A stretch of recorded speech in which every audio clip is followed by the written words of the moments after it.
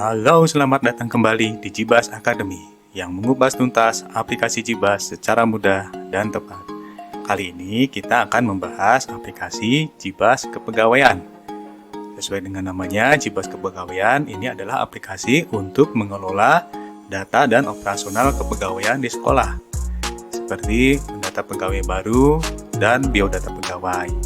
Di sini Jibas Kepegawaian dapat mendata data pribadi pegawai dan juga data keluarganya, juga riwayat kerja, riwayat sekolah, riwayat diklat, dan juga riwayat jabatan, golongan, dan gaji. Selain itu, Jibas Kepegawaian juga dapat mengelola agenda kepegawaian. Jadi, staf kepegawaian bisa mengagendakan jadwal kenaikan gaji, jadwal kenaikan golongan, jabatan, dan juga jadwal untuk pensiun. Nah, juga Jibas Kepegawaian dapat juga untuk mengelola presensi atau kehadiran pegawai. Jadi, untuk mendata kehadiran pegawai di sekolah dan juga mendata jam lemburnya. Juga Jibas Kepegawaian akan menghasilkan laporan kehadiran pegawai di sekolah yang biasanya digunakan untuk perhitungan gaji atau pembayaran. Nah, karena tutorial tentang Jibas Kepegawaian ini cukup panjang, kita akan bagi menjadi beberapa video. Kita mulai dengan pendahuluannya terlebih dahulu.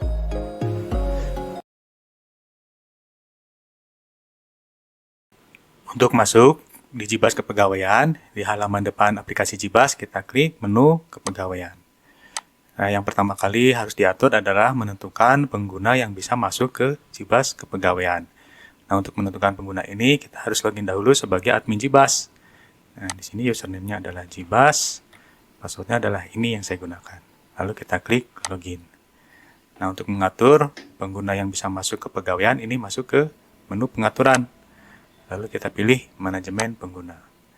Nah, di sini kita harus mengisikan data yang bisa mengakses Jibas Kepegawaian.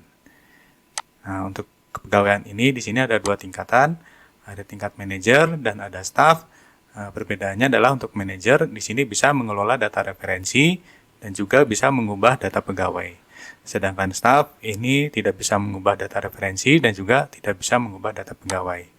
Contohnya ini kita tambahkan satu saja untuk misalnya Bu Eka, ini adalah tingkatnya manajer.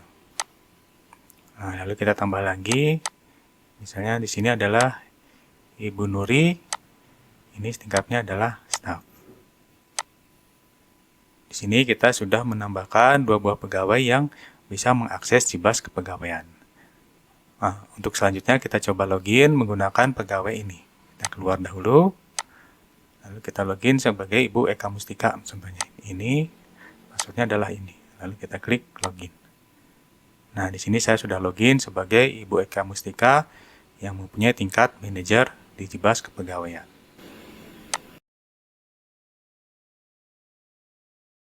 Yang pertama kali harus dilakukan oleh pengguna tingkat manajer adalah mengelola data-data referensi di Jibas Kepegawaian. Nah, untuk itu kita masuk ke menu referensi. Pertama kali kita bisa mengatur struktur jabatan yang ada di sekolah. Nah, ini kita klik struktur jabatan. Nah, di sini sudah ditampilkan contoh dari struktur organisasi sekolah yang pada umumnya ada. Contohnya ini ada struktur organisasi sekolah. Ini kita buat di bawahnya ini ada sekolah. Lalu di bawah sekolah ini adalah kepala sekolah.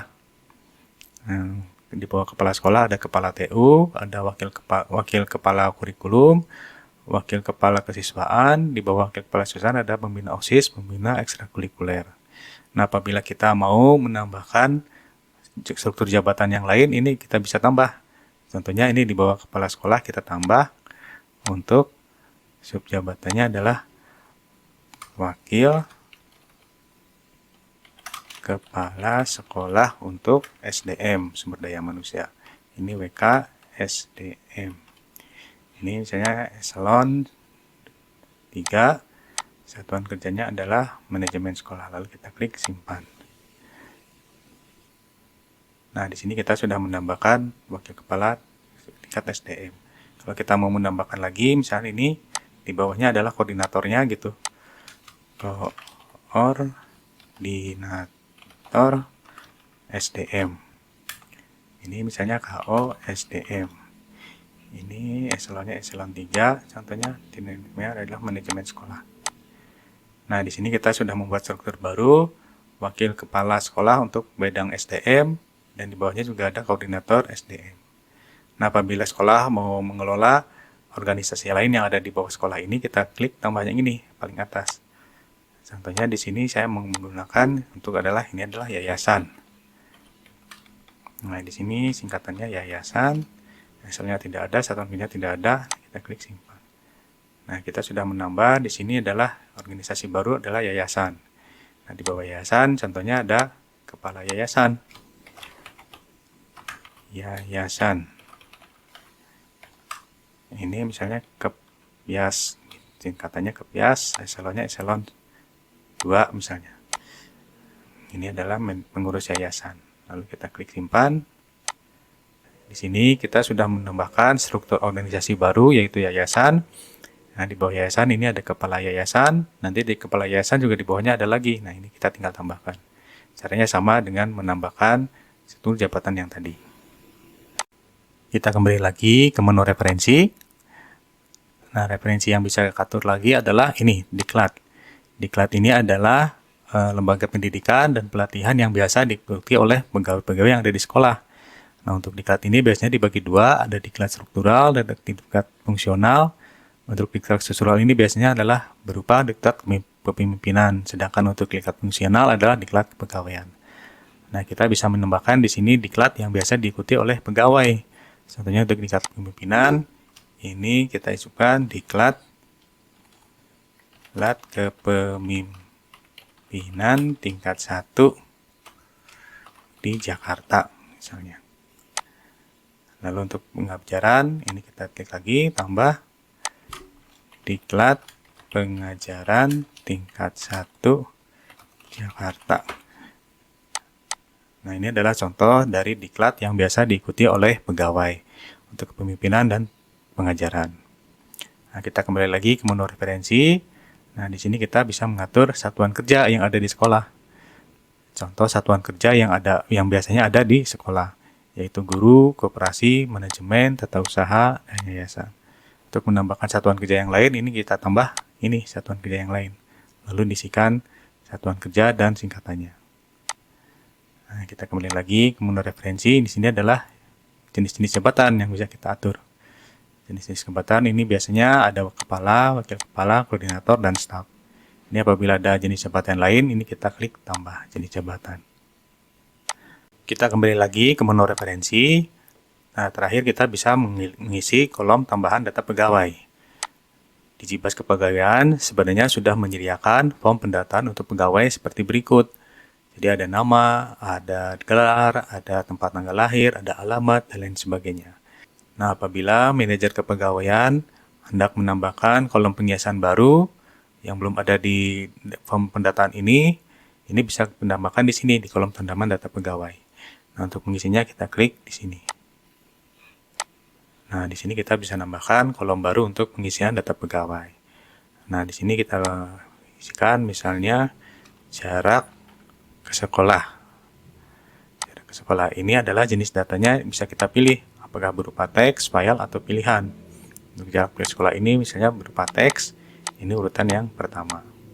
Lalu kita klik simpan. Lalu kita tambahkan jenis data yang lain, misalnya jenis kendaraan. Ini berupa pilihan, contohnya. Ini urutannya yang kedua. Nah, untuk jenis kendaraan ini karena berupa pilihan, kita harus mengatur dulu data pilihannya. Nah, untuk mengatur data pilihan ini ketika klik atur pilihan. Nah, ini kita klik tambah. Misalnya kita tambahkan mobil. Ini urutan yang pertama. Lalu kita tambah lagi. Misalnya motor, ini urutan yang kedua. Lalu kita klik tutup. Nah, di sini kita sudah menambahkan untuk jenis kendaraan, data pilihannya adalah motor dan mobil. Apabila ada data pilihan lain, kita klik tambah.